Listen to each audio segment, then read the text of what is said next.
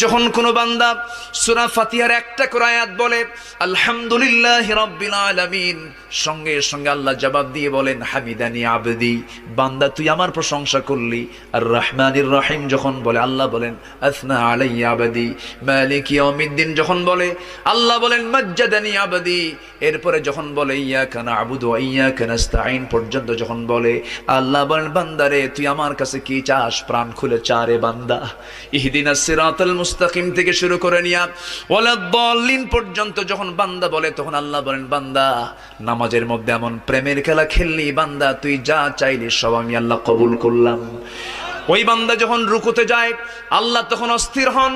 ওই বান্দা যখন সিজদায় যাওয়ার জন্য প্রস্তুতি নাই, সমস্ত ফেরেশতাকে ডাক দিয়ে বলেন ও ফেরেশতারা, এই বান্দাগুলো আমাকে দেখলো না, রাসূলকে দেখলো না, কোরআনকে দেখে হাদিসকে বিশ্বাস করে আমাকে খুশি করার জন্য তার সবচেয়ে সম্মানজনক